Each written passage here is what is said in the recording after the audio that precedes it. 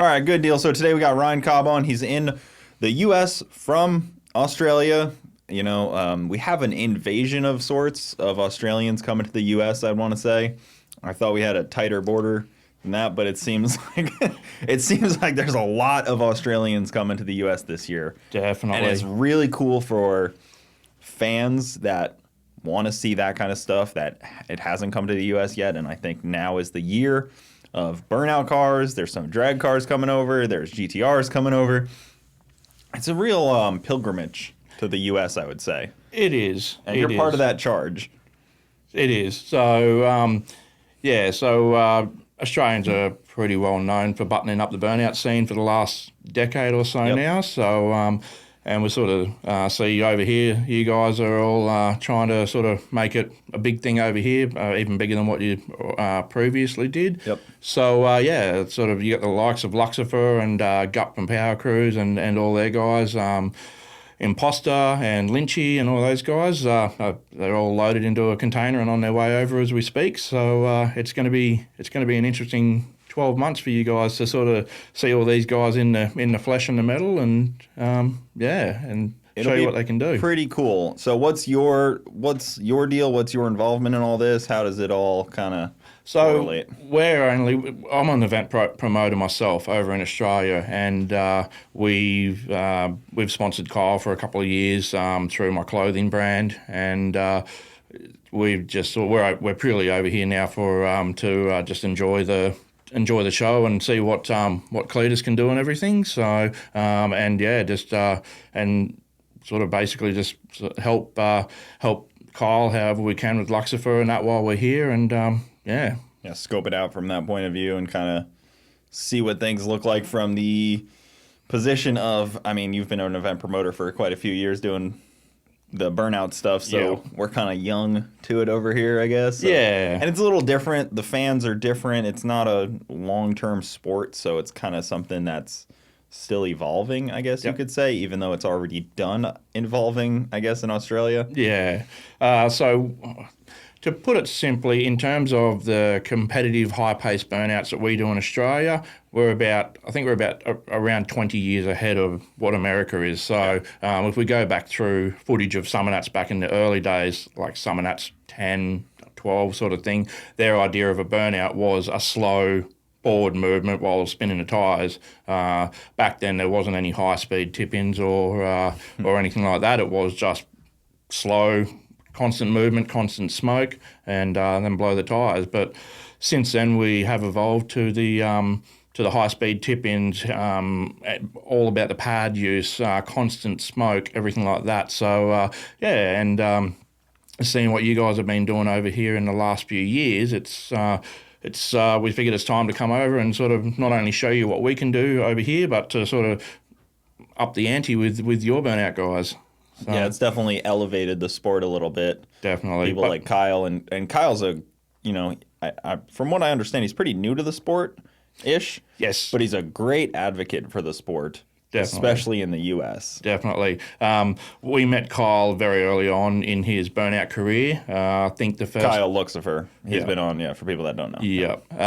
So the first time I saw Kyle was at an event in country Queensland, which is eastern Australia, back in 2018. Mm-hmm. And back then it was just a lifted Hilux. It looked like a normal Hilux off the street. It had an LSA in it, and he was basically just learning the ropes and going to all the smaller comps and figuring out not only how the car operates, but learning what the judges look for, and essentially learning how to do a good burnout.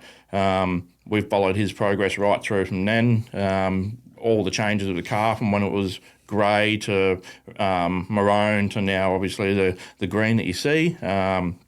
All of the engine combos that he's tried, all of the issues he's had with the engine leading up to it, all just basically fine-tuning what he's built there and seeing what he's got now. So it's been a quite a journey, not only for him, but us also watching him and supporting him along the way. It's fun because, I've talked to him a couple times now, and he definitely has a stubborn way of doing things, because every time I talk to him, he's like, yeah, everybody else does it this way. but I did it this way, Yeah. and I did it with a lifted vehicle, and I did it with EFI, and like he kind of just like, Yeah. and I went to America with it, and like it's always been kind of like a stubborn way of doing it, which is what the sport usually needs. If you are like, well, because we've always done it this way, then nothing ever changes. You kind of have to push the envelope Yeah. a little bit, and it's cool to see. For sure, he's always had that streak in him that he gets an idea in his head and he won't stop until he's achieved that idea. So he does a lot of research. He's also very creative, so he knows how things work, but then he also knows how to put his own spin on it to give it that flamboyancy or impact that you need. Because a lifted vehicle is odd. Like there's a couple when I was at Burnouts, I saw a few lifted vehicles, but it's few and far between. Yeah. When it comes to a lifted vehicle, it's not just about doing a burnout. You then have to worry about like front tyre pressures, how stiff your front suspension is as well, because when you come onto the pad and do that tip in, you've got to have that right setup. Otherwise, you could very easily roll it because your centre of gravity is so much higher. And you put a blower even higher on top of that. Correct. And then everything's really high up there. Yeah. So he's also had that challenge as well as building a competitive car of making sure that it stays upright for every burnout as well. Yeah. So if you come into a tip in and your tyre blows, like your inside tyre blows, then you're going to rock like that. So so he spent a lot of time and money to ensure that it stays upright, it remains competitive, and looks good while doing so. So as a promoter, was it a little nerve-wracking knowing that all these cars were coming to America? Like some of like the peak, bring people out to see these cars in Australia. Like, oh, these are the cars that draw people in, or all leaving for minimum a year, 2 years. Like, they're not coming back for a while. As a promoter, I'm excited to see this happen because it helps promote the sport on an international stage, not just a national stage. As a spectator, especially sad to see all these cars come over because we're not going to see them in the flesh or in the metal for the next 12 to 18 months sort of thing. Least, I'm more upset to see the cars come over as a spectator than I am a promoter. We've still got plenty of good cars there to enjoy, and if anything, actually, it might open it up to where the people were avoiding coming out with their car because there was ringers that were going to win the event. Yep. Now maybe it's like, oh, I can make it out. Maybe I can win this one now. Lynchy's gone. Cool. Yeah, we definitely get that a lot at our events. We get a lot of underdogs come to our events, and they enter all of the comps and everything like that, and in the event that one of the bigger cars that are consistent or do win or anything like that, in the event that they break, that just opens up that whole ball game for these underdogs to have a chance. And we saw that at our last event that we ran over the Easter weekend. It was an underdog who ended up winning the comp. That's cool. 15 minutes before the comp started, he came up to me and he goes, "Man, what do I need to do here? Like, if I get pushed off the pad, does that mean my skid's done?" And I said to him, well, yeah, you have to drive off the pad under your own power for your score to count. And he's literally said to me, well, rods or rims it is. So, so he was committed to the cause, and it ended up paying off for him in the end. So, is there a good enough payout in those deals where it's worth putting a rod out the side of a block here and there? Yeah, that one was a $10,000 comp, so he ended up walking away with a cool $10K. So, yeah. That's awesome. That'll bring him out to the next event. Yeah.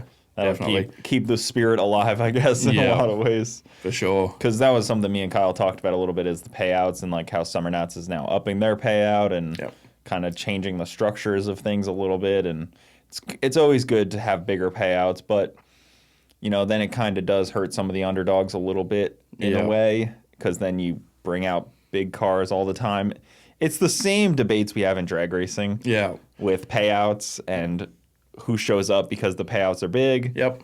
It's all the same stuff. It's funny. Yeah. There's a big crossover. So in Australia, the pro burnout scene, although it's an extremely competitive sport, it is still regarded as a grassroots sport. We don't have a regulating body or anything to essentially do the rules for us or anything. So therefore, it's basically the rules apply differently from one event to another, and you've just got to learn what the rules are. Yeah.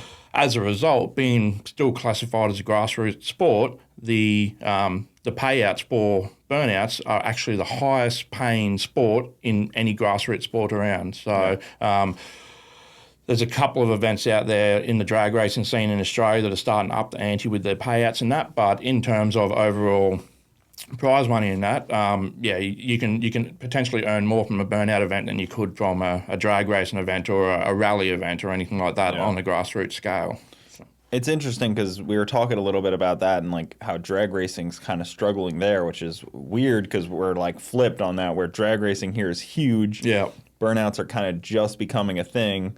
But for you guys, it seems like drag racing's kind of fizzling out almost a little bit.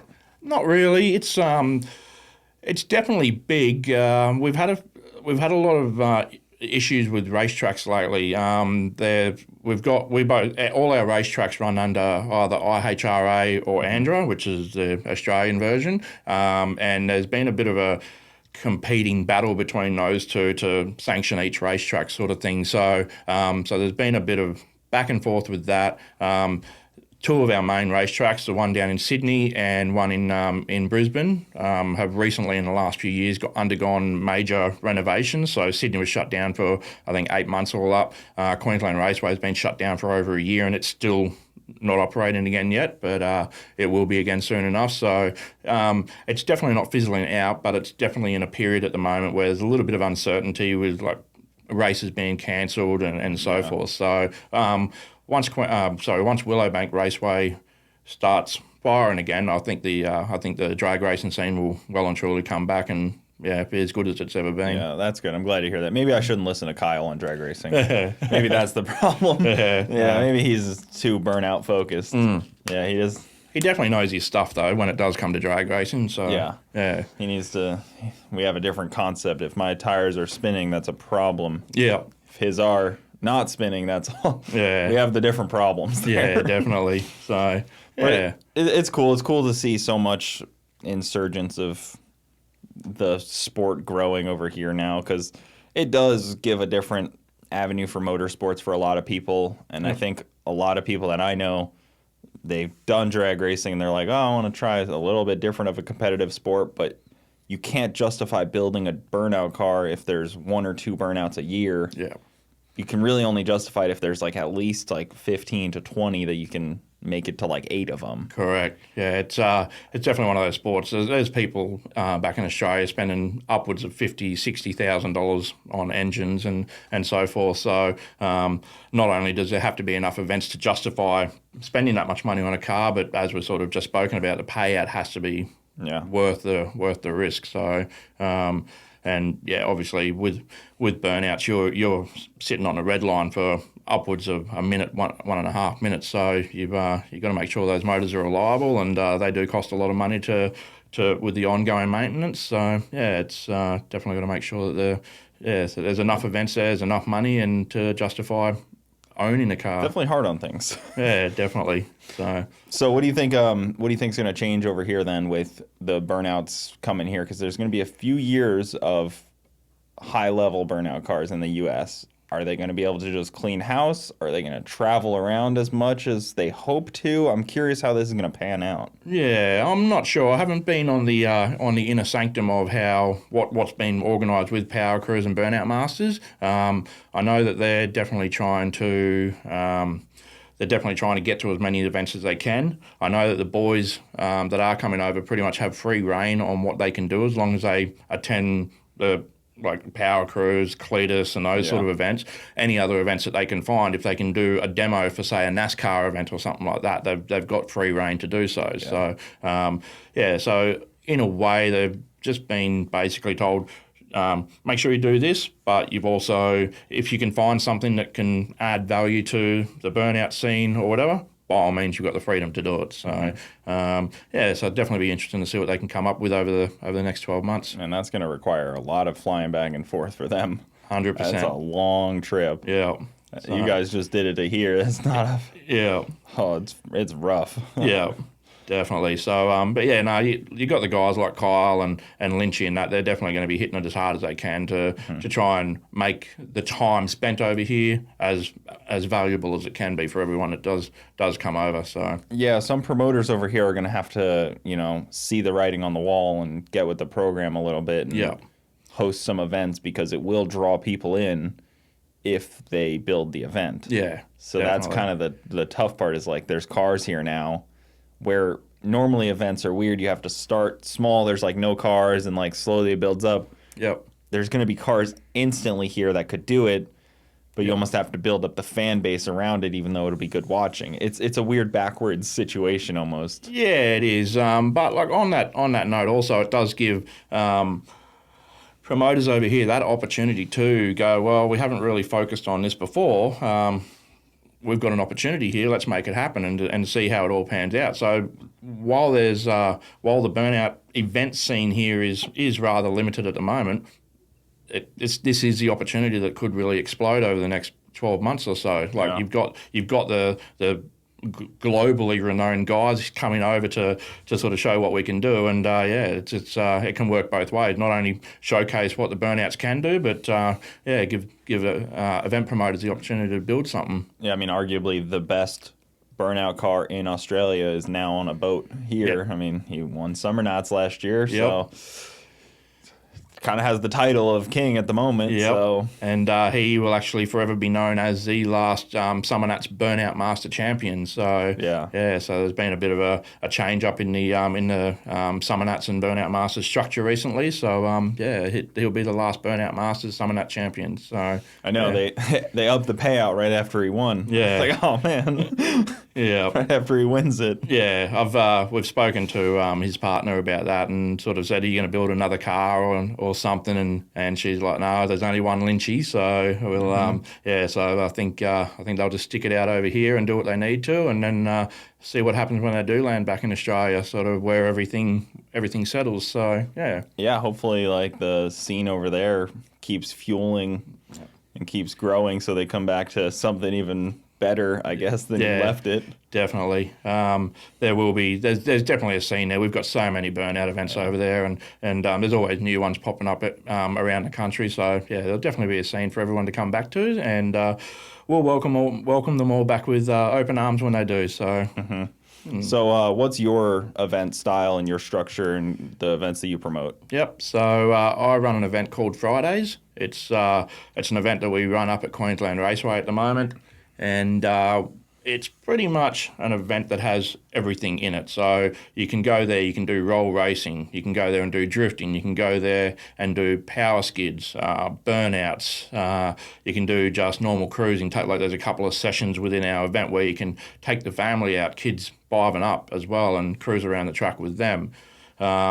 We've started a new type of event at it called Power Drags, which is a combination of drag racing and power skids. So still a lot of details to work out on that one, but it's basically finding that fine balance between losing traction and pumping smoke out and getting to the finish line as quickly as you can. So, So will that be somewhat judged and also?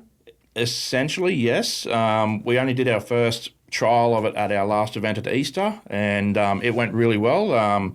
We sort of just wanted to see how it would work, if there was interest there from entrants and spectators to further progress with it, and the interest was definitely there. Ultimately, the way I see it in the early stages will be that it will basically just be get to the finish line as quickly as you can, but having a big pile of smoke behind you. If you just get there and there's no smoke behind you, it would essentially be like a red light for drag racing or something like that. So you've got to, so whether we get to the point of having it like a scored thing, whereas like having it timed and then scoring points for constant smoke or instant smoke or something, like take drag race timing and then also burnout scoring and somehow putting them together. Who knows? But that's pretty cool. Yeah, you guys have a lot of that going on that's very different than what we have in the US, where there's mixed motorsports, I guess you could call it, where even like Power Cruise is was a very uniquely like Australian concept that kind of trickled into the US a little bit, but like it's not a very widely understood or known concept in the US, where you're just kind of putzing around the track and you do like rips every now and then. Yeah. So it's an interesting thing to see. Yeah, it is. Everyone that comes to our event, they have an awesome time. They love the fact that they can just roll up and they don't have to do any certain style of event. Like if they want to do the roll racing, they can. If they want to go out to the drift playground at the track, they can. If they want to do burnouts, they can. But if they want to do all of it, they can also do everything there. So it's a good opportunity for people to go out and try different types of sessions and everything as well. And people trying to set up their car to do multiple things is very interesting too, because a drift car isn't quite the same as a burnout drag car in a way. So you kind of have to change your combos almost. Yeah, definitely. Can't drift a blown big block. Yep, definitely. You can try. I mean, it might be cool. But. Yeah. We do have a couple of cars there that do go out and they do their burnouts. They then do go and do their roll racing, and they do go out and hit the drift playground as well. And there's one notable car, Nelson Granger with McFry. It's HZ Kingswood, which is essentially, what would it be? It'd be like a Chevy Nova, sort of around that same sort of that era. He takes that thing out and he will do everything with it. He'll race people. He will get out in the drift playground. The last event we did, he actually lined up with one of our pro drift drivers, Luke Fink, and did part of the track with a drift demo with him. Didn't go so well for him. He ended up making contact with Luke and bending one of his steering arms. But Luke is a top tier drift driver. Yeah, 100%. But and Nelson, he also gets out and he'll do our main track demos. We have these demos where people, some of the drivers that we select, they can just go out, and we've got I think it's 300 metre long front straight on our track. They can just go out and just cut sick on there. So donuts, burnouts, power skids, the whole lot. But they've got the whole front of the track to themselves. And is that where fans would be then, watching from there for the most part? Yeah, seeing the straightaway. That one is one where pretty much throughout the event, you've got people watching from the pit wall, you've got people out in the paddock, you've got people out at the drift playground. That one session is where literally the entire venue will empty to the pit wall and everyone will watch these demos. So it's probably, from a spectator point of view, one of the most exciting parts of the entire event. Yeah, that's what I would imagine. Is there like winning of this? Do you win? Do you make money? Is it just for fun? It's just for fun. So just a demonstration. As I sort of said, it's an invite-only thing. So if you're invited to do this, then that means we regard you as one of the top-tier drivers at our event. We know that we can trust you to not go off the track and go on the grass or anything like that. Yeah, that makes sense. It's just a demonstration. And the money, the entry fee isn't quite enough to qualify you to be good enough to do it. That's right. The reward in itself is being invited to go out and do this part of the session. That's cool. Yeah, so that makes it fun, and then obviously spectators get to enjoy it. So yeah, that's a good deal. That's a cool style event. It's interesting hearing a just for fun event, because there's not that many of those that exist. Correct. We've always had that in mind when we've created this event. We've never ever done an event to make money from it. We've always done an event to have somewhere for people to go, enjoy the day, get great value for money, so get plenty of track time, because there's a lot of events these days, like drag racing, like you do your run, then you go back around, you either go back to your pit, fix your car and then line back up, or if everything's good to go, you go and join the back of the line. So in Australia, some drag race events, you might get 3 or 4 runs over the whole weekend, and then maybe 5 or 6 if you make it into the semi-finals and the finals. But same with burnouts. You'll go travel 1,000 Ks from, say, Brisbane down to Sydney for a burnout event. You might do 2 burnouts there over that entire weekend. So 4 minutes of track time essentially over the entire weekend. With our events, we've got people coming along with 7, 8 sets of tyres and going through them all in one day. So running out of, like, they'll bring a 44-gallon drum of methanol, go through the whole thing in one day. So it's definitely an intensive track session event, and the only a lot of seat time. Yeah, a lot of seat time. It's for that reason. It's also a good opportunity for someone who's just built a car to come out and test it for another event and make sure it's all good, work through any teething problems and so forth. So, that's always been one of the struggles with our burnout contest, is there's no seat time available. Yeah, you guys, even when I was at Sydney Dragway, like there was test and tune here, and there was test and tune here for burnouts, and there was burnout cars lined up and there was drag cars lined up, and the practice is key to making the sport good, because you can't expect somebody to build a 1,000 horsepower car, and their first time out in it is competition. Yeah. Or they were able to try it in a parking lot somewhere in the middle of the night. You know what I mean? Like you need the practice. Yeah. And over in Oz, you can't really go out on the street and do your testing or anything like that. Like our hoon laws over there are pretty strict to the point that you get caught the first time, you lose your car for 90 days. So it gets impounded. Wow. You have to pay the impound fees. You lose your license. So so it's really not worth people going out and doing a quick rip on the street or anything like that. We sort of need these events where you can get good seat time to really. I'd imagine if they took your car for 90 days, they don't take great care of it either. No. I'd imagine you get it back and it's been sitting in a dirty parking lot for the last 90 days. And it always is. So, they sit out there in an impound yard. There's no roof, so you get dozens of tow trucks driving past every day, putting dust all over it, stone chips, the whole lot. So by the time you do get it back, it's pretty shags. So, Yeah, I can't imagine they take good care of it. No, not at all. And they probably think of that as a nice achievement to get a nice burnout car in there. Like, Yeah. oh, look at this blower we just blown car we just confiscated. Exactly. So, I've heard interesting things about that, and I was curious about environmental laws and that kind of stuff with what you can do on the street. Yeah. And how you even manage having some of these cars, because in the U.S. they're trying to push for, if it had a VIN number from the factory, you can't modify it. Yeah. So even like any car you guys build for Burnouts, if it had a VIN number, it has to still pass smog and all kinds of bullshit. That hasn't translated over to Australia yet, but the writing is on the wall. There's definitely small rumblings going on about laws like that eventually coming in one day. Having said that, they haven't come through yet. So, but is there a fight against them? Is there like people pushing back already on this stuff? There's always people pushing back. Australia like America, is a very we're very proud of what we've built in terms of our sports, burnouts and so forth. Anytime there is a hint of something like that happening, we don't so much band together collectively to fight it, but we will definitely make ourselves known. And a lot of people do, like, social media is wonderful for this. A lot of people jump on and say all things under the manner of the sun to try and to stop it from happening and so forth. So, but if push ever came to shove, I think we would get a collective body together to basically, to try and put a stop to it straight away. Because it's a big worry in the U.S. We're constantly fighting that, but we have our cars that are modified. We still can use them on the street. Yep. Like we do drag and drives where you can drive 1,000 miles in your 3,000 horsepower race car. Yep. Thankfully, we still have that. I mean, of course, we're fighting that basically every day to keep that as a thing. Yeah.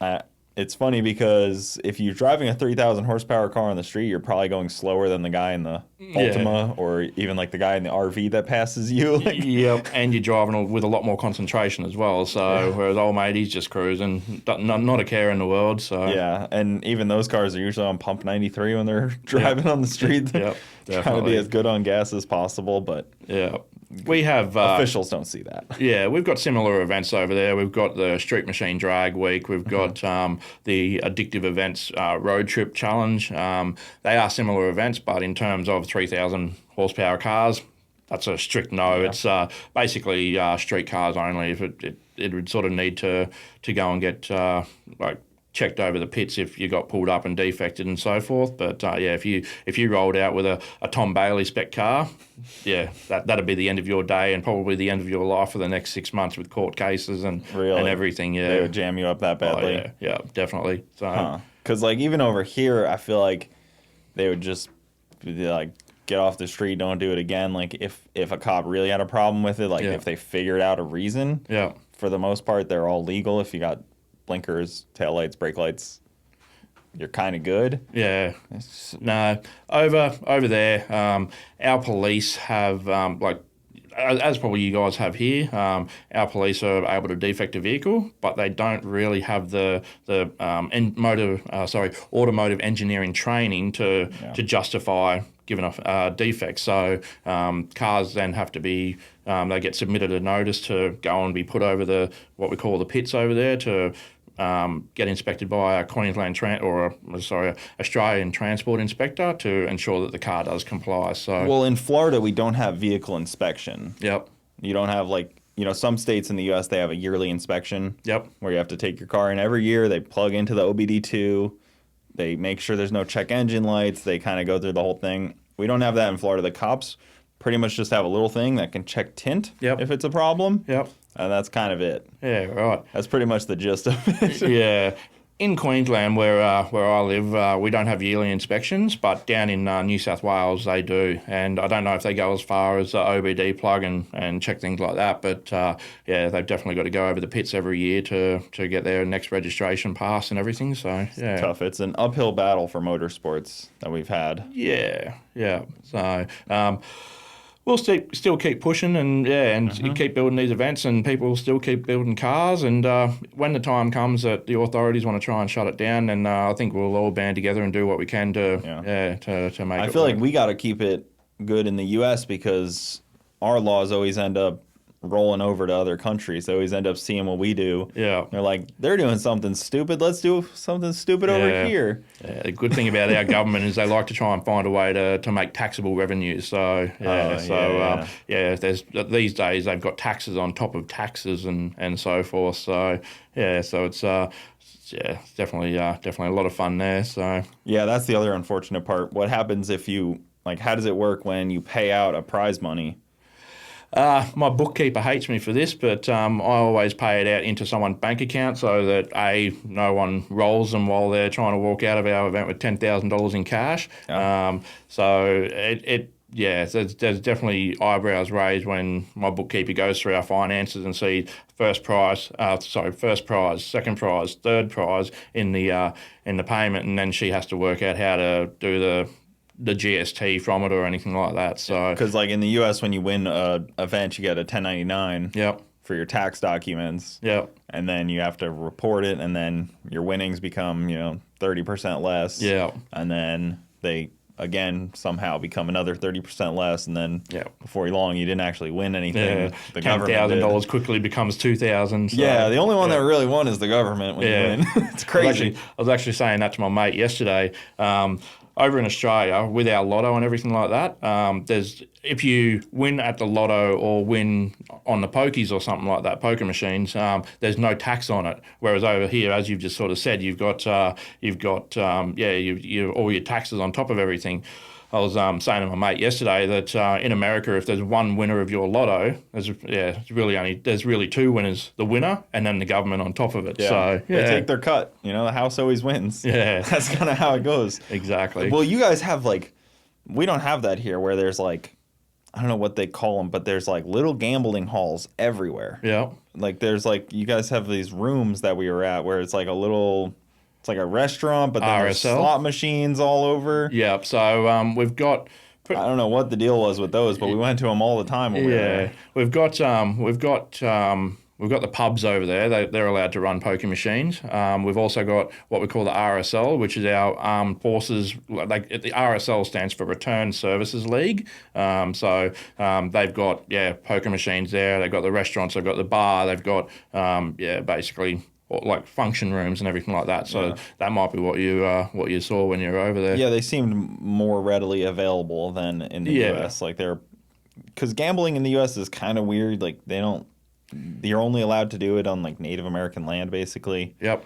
And that's why the Hard Rock in Tampa is the only place you can gamble. Yeah. So our gambling laws in Australia are a lot looser. A lot more places can do it, and so if you basically got a licensed premises, I don't know the ins and outs of it, but if you've got a licensed premises, then there are steps you can take to get poker machines and everything in terms of other things like blackjack tables or anything like that. Not really, but poker machines is one thing that you do see a lot of in Australia and a lot of places. So yeah, it's been so long since I was there. Last time I was there, the entire area was on fire. Yeah. I was dying of smoke inhalation. Yep. Yeah, it was that last summer. Now it's right before it kind of got crazy. Yeah. I think that was 2021 maybe, or 2020? No, it was 2020 or 2019, right before COVID kind of caused the craziness, Yeah. and the smoke inhalation was crazy. Yeah. It was like you couldn't see 20 feet in front of you at some Yeah, days. yeah. I was down there for that one, and it was probably one of the more unpleasant summer nuts that we've been to. But yeah, they still managed to get through and run the whole show, which worked out well. Yeah, So, I mean, Adrian's a master at what he does, yeah, so definitely. that event venue they have is unreal too. Mm. Like for me, I've never seen like a car event at an event venue that's not like a drag strip really, or like a circle track. It's kind of like they just make it work with what they got, which is cool. It's basically just what you guys call fairgrounds over here. It's our showgrounds, and it's just they've turned a disused roadway into a burnout pad, and then they've got like the outer roadway, and they just cruise around that, and it's definitely a cool venue for it, definitely. Yeah, it's such a unique location, and it's really fun event. I had a good time. I'd like to make it back eventually, but yeah, definitely. How far is your event from? Because I'm trying to imagine Australia map a little bit. I only think of the one coast where everybody's at. Yep. It's kind of just... Yeah, so where you were, that's Canberra, down in the Australian Capital Territory. We're up in Brisbane in Queensland, so we're about 1,300 kilometres north, which just under 1,000 miles for you guys. So... Yeah, we've got a purpose-built racetrack up there that we use for the event, and they call it a paperclip because it literally looks like a paperclip on paper, and 4 big long straights and 6 turns in between, and it works out really well for the style of event we do because you've got 4 straights that you can do power skids on or race your mate or so forth. So. Yeah. So what else are you guys doing over here in the U.S.? What else are you guys getting into? Anything good so far? Yeah, so we did Universal Studios the second day that we were here. We've had a good look around Tampa as well. Heading down to Miami after Freedom 500 and Burnout Rivals. Head down there for a day or two, and we're hoping to see one of the rocket launches while we're here as well. So there's been one we've been keeping an eye on. It keeps getting delayed, so hopefully it stays on the date that it's on and doesn't get moved again. So and even today, there's another Burnout event in Orlando. Yeah, Burnout Wars. Yeah, that's interesting. They kind of added that at the last minute, I think, for today. Yeah, which is a weird thing. 2 hours away having. Yeah. So Kyle was coming along to Freedom 500 and the Burnout Rivals tomorrow, but he's been in chatting with Mr. Zachary, and he's sort of going to head down and do that one tonight, and then he'll be back up for the Freedom 500 tomorrow. So I always kind of like seeing new Burnout events pop up, and seeing kind of the growing pains, I guess, because. New events, they don't really know how to make a pit, really. Their judging is usually a little shaky, so it's kind of nice to see, like, other people's growing pains, because I know the growing pains Garrett's had at the Cletus events, and it's just, like, nice to see, everybody go through the growing pains of a new sport. Yeah, definitely. It's definitely it's a huge market in America that's ultimately, I think, is yet realistically untapped, so... there's a lot of potential for all these new events, and from what I've heard, I don't know a lot about what's happening at the Burnout Wars. I know that there's a truck show happening there, the Burnout Comp, but from what Kyle's told me, it sounds like it's going to be an awesome event all around. Do you plan to try to host anything over here? I think I'll leave that one up to Power Crews for now. Let them do what they do over here, and I'll just focus on Australia. I like having things fairly close to home so that I can travel easily. That also gives me the ability to do more events per year. So I'll just probably stick with Australia for now, but I definitely want to get over here and see what you guys are doing over here a lot more. So this is hopefully the first trip of many. So yeah. What would you say what would be the bucket list if a guy that loves burnout contests in the U.S. and loves the Australian style stuff, what's on like the bucket list of events in Australia? Australia? Yeah, if you're like, I'm gonna make a trip there, I want to see a couple of events. What would you say? I would say, in my personal opinion, there's an event down in Sydney in June called Burnouts, and in my opinion, it is the world's biggest one-day burnout event. So it sells out within minutes of going on sale, but when I say going on sale, it doesn't go on sale publicly. As soon as someone contacts the organisers and says, hey, I want to enter the event. Yep, sweet, you're in. They start messaging all their mates, and their mates start messaging. So social, like Messenger and social media is what helps sell the event. It doesn't even go public that that the event's on sale. So they'll sell 120 tickets in a matter of hours without even going public with it, even announcing when tickets go on sale. So, and not only that, it's always the biggest and best of the cars in Australia. So it's the Lynchies, the Luxifers, the Skidmers, like all of the absolute best cars. So, yeah, if you're an American, Ty Kelly or any of those guys that want to do an event in Australia, Burnouts would be the one to do. So, yeah, if you want a good event where, as I said before, you can get a lot of seat time, all round stuff, not just Burnouts or not just circuit track or whatever, I'd recommend my event. But yeah, But even just for like a spectator trying to make some rounds and see some stuff there is like, you know, it's hard to know what to go do, when to go see it, and definitely Burnouts for spectators. And then also Fridays for spectators. Yeah, so. I guess being in Sydney area is kind of cool for a foreigner to come over. Makes it a little easier too to be in a large city, even though I know Sydney kind of gets the rap of not being true Australian because it's like kind of different crowd is what I've heard. Than like you go to Canberra or something like that. Yeah. So Sydney is yuppies, I think they call them. From what I've heard. Kind of, yeah. It's a hard one to answer, actually. Not the car guy crowd I would probably be expecting. I mean, I've spent some time in Sydney, so I understand it's a very different environment than when I was in Canberra. Yeah. Sydney and New South Wales and Victoria, that's where you'll see the absolute best of our cars. So you sort of a lot of the biggest burnout guys, they live down in Victoria, and they will travel to every event around the country. So it's hard to label the demographic of people in certain states and cities and that, but I think all in all, essentially we are all just bogans, so and we all just love doing a good skid. So so. It's interesting, because I mean, in the U.S. we got like cities where we're like, you don't need to kind of go to that city. It's a little boring. And you go to like New York City and it's going to be completely different than if you come to Bradenton, Florida. Or if you go to, Vegas. Vegas doesn't really count as a city because it's more of an amusement park, but it's fun at least. But it's cool because we're getting events all over, but I was joking with Kyle about like, do these guys coming over realize the size and the scope of the U.S. because, Vegas is 36-hour drive from here. Yeah, definitely. And even Michigan is another 20 hours north. Yep.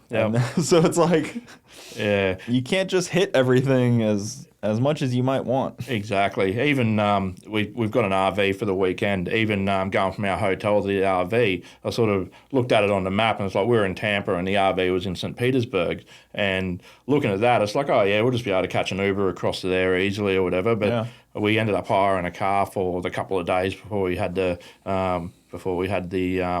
RV, and even just driving to pick it up yesterday, it was like 40-minute drive or something. It's like, man, it doesn't look that big on the map. So, but we have the same problem with when Europeans come over to Australia. They think that they can just, because they're so used to being able to drive from like one country to another in quick succession, they think that when they arrive in Australia, that they can drive from Queensland to WA in one day sort of thing, and then all of a sudden 15 hours later, they're still in the same state, and they've got another 3 days to drive before they even think about getting to the Western Australian border. Yeah, I hear that all the time too. Like Europeans, they're like, oh, I'd like to see Miami and then New York City, and like I'd like to see the Grand Canyon, and it's like, that's 6 days of driving, roughly.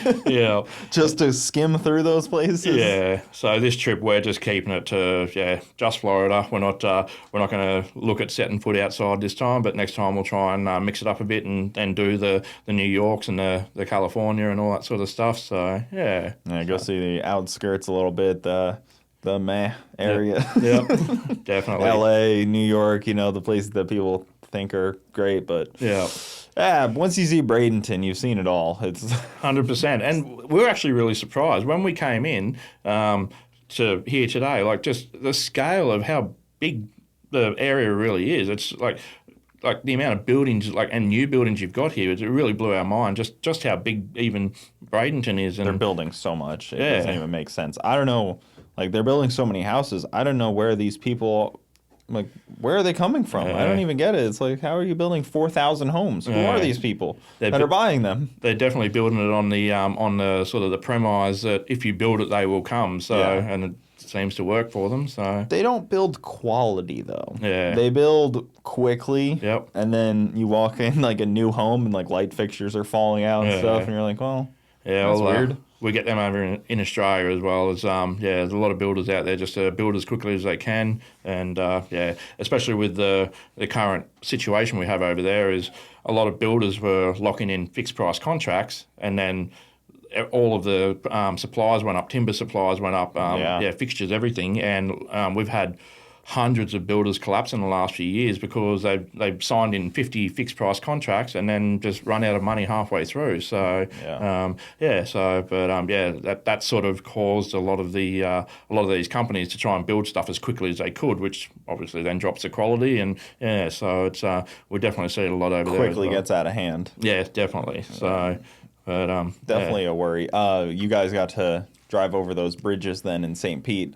Yeah. A little local fact is those bridges are like the street race bridges. All right. Yep. Yeah, because they're concrete, they're nice and flat. Yep.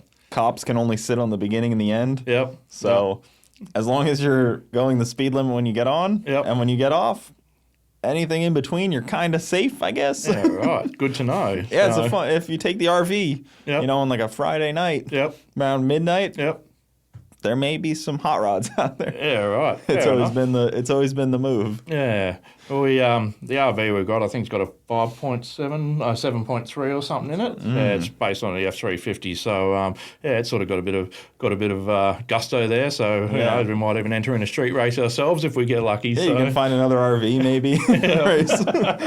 race Kyle's RV. Yeah, well, there you go. Then he'll get jealous that we beat him. He'll pull Lucifer out and absolutely toast us. So yeah. So. I know. I was worried. I was like, man, you're gonna go do a burnout before you got to do a burnout. It's a risky move. Yeah. Well, I think he did a quick hit on the pad at Cletus the other day just to make sure everything was going right. Shakedown after 7 months of sitting or whatever it was. Yeah. So, but no, he was pretty happy with it. We caught up with him up in Orlando 3 days ago, and he didn't need to put a spanner to it or anything, so all must be good. So, yeah. So it's amazing how reliable that car has been. It seems like it's pretty nutty for what it is. I mean, I know the engine's got to touch wood. Yeah. Sorry if I just jinxed him and just ruined it. Yeah. Just ruined his reliable car. He had his fair share of issues with it, and it wasn't anything to do with war speed or anything like that. I don't know if he ended up telling you the story, but that motor came out 4 times in the space of 1 year. Sent down to Troy at war speed to try and figure out. He pulled it down, put it back together. Nothing wrong with it. They upgraded the crank, upgraded cams, heads, the whole lot. Put it back in the car, and then 1 or 2 skids later, exact same problem. Ended up as Troy has a guy, I think it's Haltech or Motec, one of the computer companies. It was the one that Kyle uses for his car, was actually helping Troy at war speed one night, just like bit of like work off the side sort of thing. And Troy was talking to him about what was going on with the car. And by pure chance, this guy had come across this issue before. It was something to do with the way the computer spoke to one of the sensors on the car that was just the wrong like polarity or something like that. And it was just the total easiest, simple thing that fixed this thing, and ever since then it's been running like an absolute dream. So and we're talking like when he's pulling that motor out and sending it back down to Sydney, it's a $5,000 or $6,000 turnaround, and then whatever parts are thrown into it. And like Troy was awesome with him. He wouldn't charge him for labour or anything like that. So, but yeah, ever since that's been sorted, the car's just been absolutely on song. So yeah.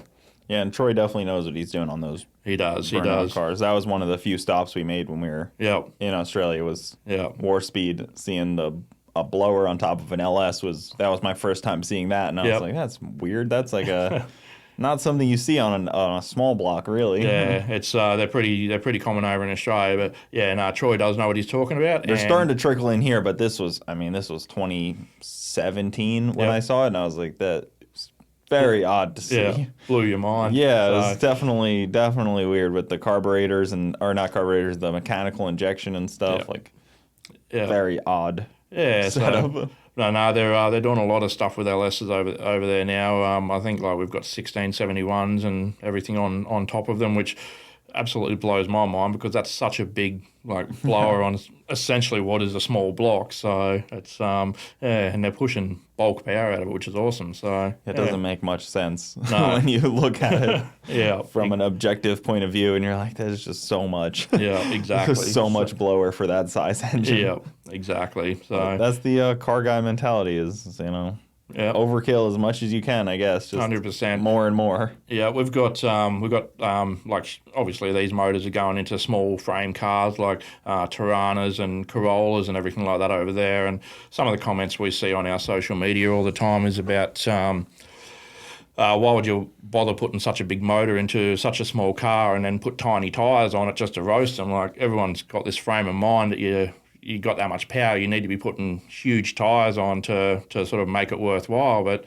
they sort of don't think that these guys are doing 20, 30, 40 sets of tyres per year, and when you add all that up, it does cost quite a lot of money. So, if they use 225, 245 tyres, and if they were running 315s or something like that, the cost of it would just be astronomical. Yeah, so, and burning them off would not be it would be a lot more load once those things get hot. Yeah. Real hard on the car. Yeah, for sure. Once those things get gripped up that much tire, it'd be hard to keep it from pushing through the front brakes, probably. For sure. But I've kind of delved into liking to see how people set up their cars a lot more on the kind of engineering and technical side of things, because there's so much more to it than most Americans believe, I guess. There's from the outside looking in, you can just think, oh, it's just more horsepower and, a car, and you just floor it. Yeah. But seeing how much in depth there is into it is cool. Yeah.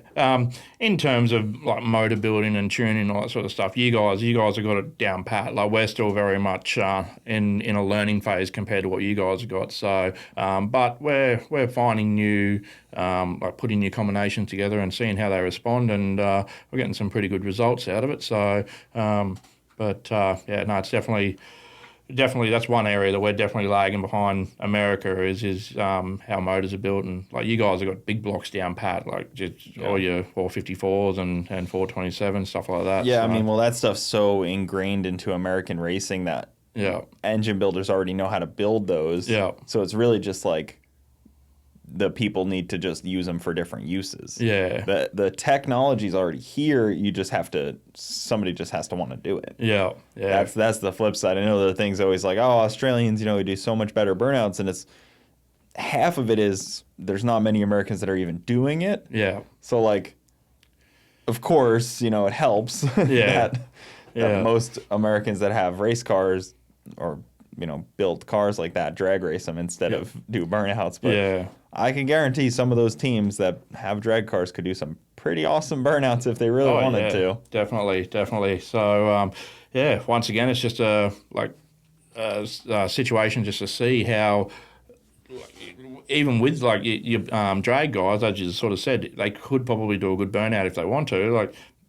There's no better time than now to put that into practice and see what happens. So see if they can do switch codes and in between drag race, and they'll go out to a track, or even after they've drag raced for the night, if the track has a burnout pad, just chuck another set of tyres on. And it's interesting. I wonder if there'd be more crossover from the drift community almost. Yeah. Those guys seem like they would cross over a little easier because they already got the car control down. Yeah. But then the drag guys already have the motor stuff down. So there's almost it's kind of like a triangle, they kind of cross over. Yeah. Depending on what world you're in now.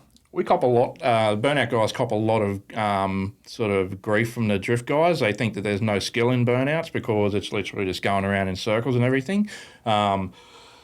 They both have their own elements of skill required. With a drift, when you're drifting, you've got to do that at high speed. So you've got to find that fine balance of traction and loss of traction to get around that corner and hit your clipping points, everything like that.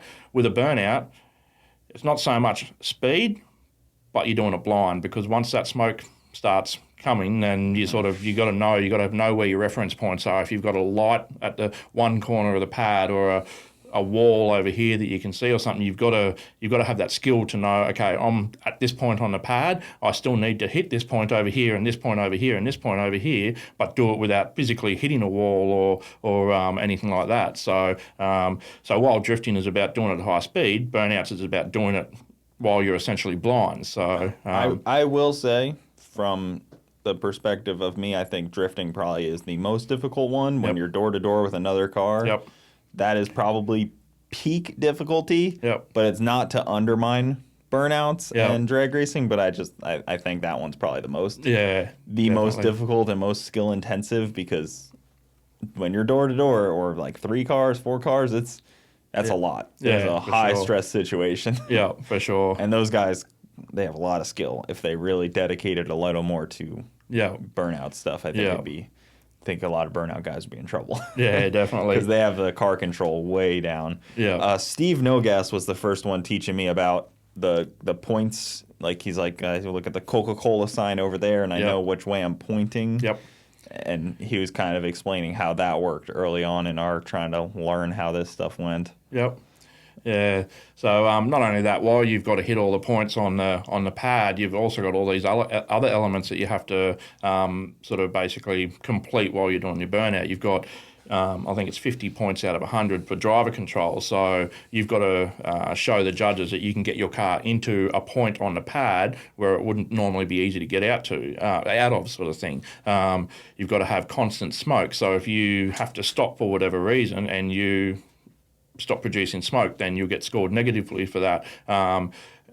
Right from the moment that the light goes green or the flag comes down, you've got to produce instant smoke. I think that's a 10-point score. So, and then use a pad on top of that, that's 20 points on top. So out of 100, there's 5 or 6 different categories that you've got to excel in to do it. It's not just about getting onto the pad, doing a 6 skid and then driving off. You've got to basically use everything, produce as much smoke as you can, not hit anything, get both your tyres off, and then after all that, after you've had your car singing at 8.5 to 9,500 RPM for a minute 30, you still got to drive it off the pad for all of that to qualify without setting your car on fire. So because fire's bad.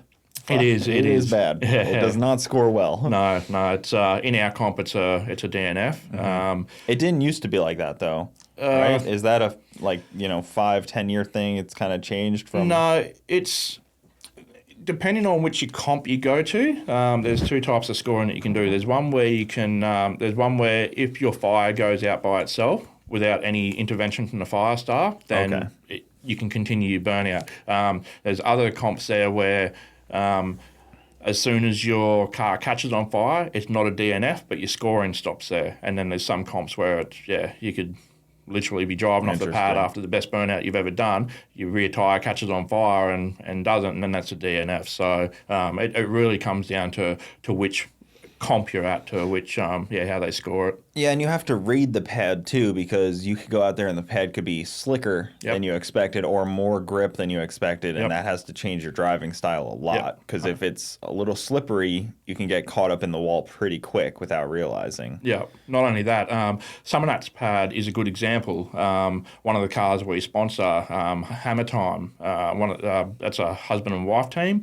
They both scored Burnout Masters tickets, and the wife, Britt, the first time she went out there, she didn't realise that the pad had a slight fall on it, and she's gone out, done her tip in, and she ended up getting sucked into this corner where she was facing the wrong way, and she had to reverse out of it. It's almost like a golf green. Like you've got to sort of read how the pad falls, and sort of, okay, if I tip in here, I'm going to end up over here, or am I going to end up over there? So so it's definitely, as you said, it is a lot about reading how the pad is, and then as Kyle mentioned in his podcast with you the other day, when he hit Cletus's pad, he overshot the tip in. So he almost got caught up in the wall. Yeah, exactly. He was pretty close. He had to get hard on the brakes and slow his burnout down a lot to get out of that situation. Yeah, and that was something only a really experienced driver would have probably been able to handle in that car. Yeah. So in Australia, doing something like that would you'd be scored on your driver control of that, because he obviously got very close to the wall, had to get himself out of it without backing off the throttle or hitting reverse or anything like that. So something like that, getting that out of it would have favorably for him. It would have, yeah. So because he overshot it, which wouldn't have hurt his points, but they wouldn't have known that he overshot it. They would have just saw that he he's facing the wall, and he kept it off exactly while keeping it on full noise and keeping the smoke going. Interesting. Yeah, it's such a weird scoring thing that we all got to learn a lot over here, and there needs to be like a unison scoring thing so kind of everybody understands the same gist of it, because took a little while for us to get to the point of hitting a wall is bad, fire's bad, the things that you hope for, because you want nice cars, so you don't want them to hit walls. Yeah. You don't want them to catch on fire. Yeah. That's why the tires became inboard a lot more on burnout cars and stuff. Keep them nice. Yeah. So what was the before Burnouts came to America? What was Burnout scored on? Like most of the videos I saw were obviously just static burnouts, or people just nudging their car up against a wall. Or so, what was the scene here before Australia essentially came over? Well, I mean, Garrett kind of brought it to the U.S. with a pit. Yep. And then the pit was, we allowed people to hit the wall and like fire and whatever you could kind of do because we had to, because we couldn't get car count. Yeah. So you couldn't really start being too judgy. Yep.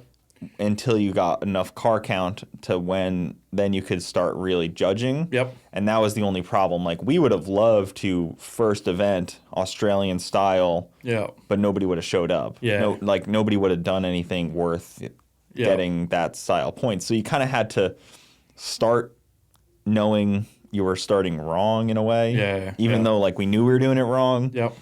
It had to be done like that in our minds, I guess. Yeah, okay. Yeah. Just for car count. Yeah, yeah. So you sort of had to ease into our way of scoring and so forth. So. And the fans, I think, also needed to be eased into it. They liked seeing maybe like a shitbox car come and hit the wall a little bit, catch on fire, be a little more like over the top. Yeah.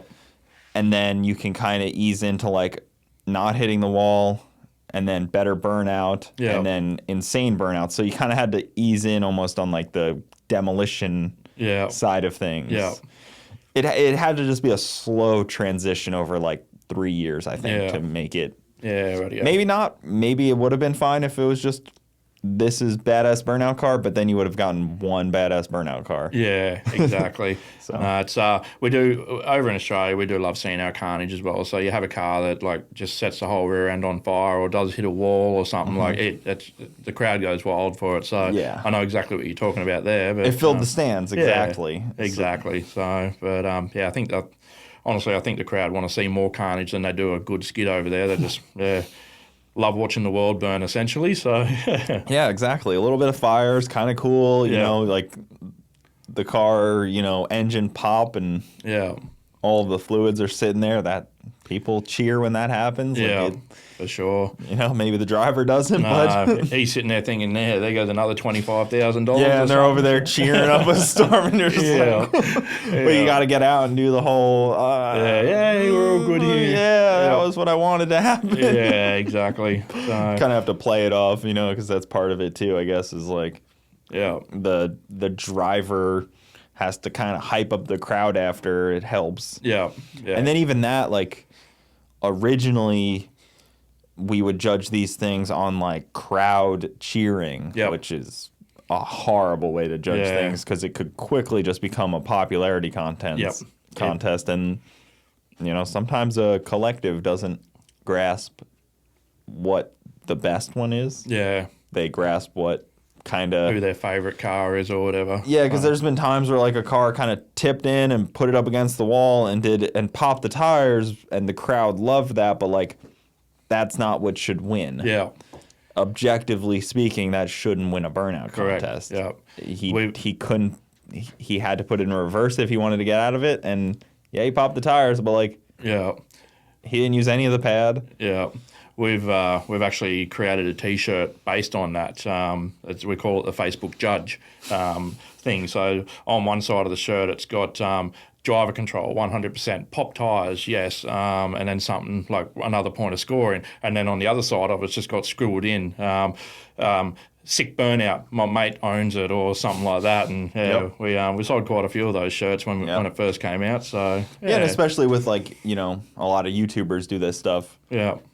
You know, the guy could do a great burnout that no one knows, but then the famous guy does a burnout and suddenly he's the winner. Yeah.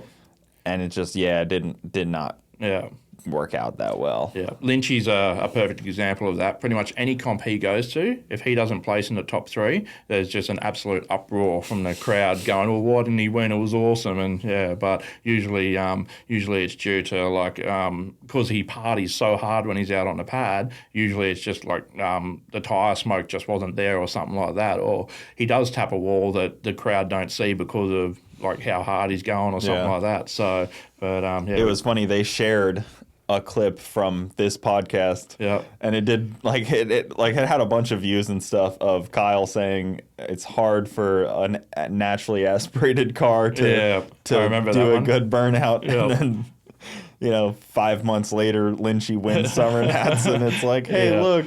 But that was pretty good. That I've always thought, like, in drag racing, that kind of stuff's good for the sport. Like, some smack talking back and forth, pushing your competitors a little bit, like. Especially when we're all friends, we like to make fun of each other. And you know. It's definitely the Australian way. Is a bit of banter here and there, and it's we've definitely got that notion that you'll absolutely destroy someone verbally before you go out for a burnout and that. But then once it's all done and said and done, you're back in the pits having a drink with each other and cheering and everything. So but, you know, one thing that hasn't come to the U.S. that I'm not exactly mad about is the shoey. I'm not offended that it hasn't come to the U.S. yet. I can do without that. Yeah, I'm a devout Aussie, but I share your sentiment. It's not something I'm proud to see, and so forth. For people that don't know, it's when you take off your own shoe and you chug a beer out of it. You fill, like, you pour it into the shoe that you've just been wearing all day in 100-degree weather, and you chug a beer out of it. And it is a common thing at Australian burnout contests. I've seen something worse. We were at a comp, I think it was last year. I think it might have been either last year or the year before. And one of the cars we sponsor, Darren Gardner with a Commodore called Too Cranky, he ended up winning the event. And there was this guy up at this event named Dan, and he's got a prosthetic leg. And anyway, everything's done. Darren won the event, and Dan rocks up in his wheelchair, already taken his leg off, and he's like, "Here you go, Daz." Pours a drink into it. Mind you, he'd been wearing this leg all day, so there's sweat and grime and gunk and everything in it. And old Daz, like, just being on public display, straight down, and oh man, it made me sick. It absolutely made me sick. Yeah, so, I couldn't do it. I saw Garrett do a shoey once, and I don't know how he did it. Yeah, that's a rough one. Even the thongy, as they do it too. Yeah. You just pour it down a flip-flop. Yeah. And that's really for no reason. Yeah. You're just drinking whatever's on the flip-flop just because. Much just a water slide or something. Like, just drink the beer. Yeah. At least the shoey kind of somewhat makes sense. Yeah. Nah, look, I think it's the shoey, if it died out, I wouldn't be mad. So it's it's not something I get into myself, and And it's funny because, like, it's a real thing. People thinking, oh, you know, that's just like a something that people have seen a couple of times, and it's a real thing. It happens pretty frequently. Yep. Yeah, well, when you see Dan Ricciardo do it on the podium in the F1 and everything, you know that it's definitely an Aussie thing. And Well, his shoes are probably much cleaner, also. They're probably less worn than and your probably typical, worth a lot more too. Yeah, so. your typical Aussie shoe that he's been walking around in all day. Yeah. So, but the shoey can stay. I'm not keen on it myself. So hopefully we can get to the point in the next, like, I don't know, maybe 2 years, a year and a half, I would say, where it could be like a Australia versus U.S. burnout contest. I don't think we're quite there yet where we'd have much of a fight, but I think we're close. I think you guys, you're definitely getting there. Honestly, once your burnout guys over here start seeing what the Australians can do in the flesh, I think we've maybe got 12 months before we start seeing some serious contenders from the US. Because I think that could be a great headline for an event. Yep. You know? Yeah. Even like a Burnout World Cup. Yep. Something along those lines of like the competition between the two. Yep. Could be great, even if it was like teams and you have to pick one versus one and go back like that. Yeah, definitely. Could be some fun concept there. Yeah, for sure. It's been tried. There's been attempts to do it in the past, but ultimately fizzled out because of like the costs of shipping a car over here and everything like that. So now that Gup's got this happening and there's cars coming over and everything, I really think that this is it's gonna be the start of something big. It'll be the start of people going, oh, you know what? It's only $12,000 to ship a car either from here to Australia or vice versa. It's something that definitely could happen. So and it'll be huge for either country that hosts it. Like you'll have like we've come over to support Kyle this weekend. You'll have people coming over to A, have a holiday in America, and B, to support their burnout teams and everything. So look, it's definitely a huge possibility, and I think we can make it happen soon. So yeah, I'm excited for something like that. I'm excited to see that sport grow and the competition, and you know, the Americans learn a little bit more. You know, I say Americans because it's not me. I'm not that guy. I like the sport. I like watching it grow, but I'm too drag race focused these days. Maybe in the future. Yeah, there's still hope. Yeah, definitely. So, but I'll do what I can to help it grow with this microphone. That's all I can do. You're doing a great job too. Love watching your podcast. I appreciate that, man. We'll wrap this up. I gotta run. How can people find you, support you? What can we promote here? Yep. So we've got our event Fridays. You can find that on our website, which is www.hi, spelled HI, octane.com.au. We've also got a clothing company, Octane Apparel.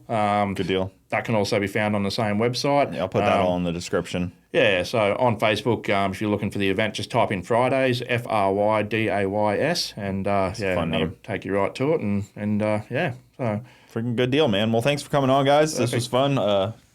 Got some racing to watch tonight, so awesome. Good deal. Well, I'll see you guys later. Thank you guys so much for watching. See you next time. Thanks, Cooper.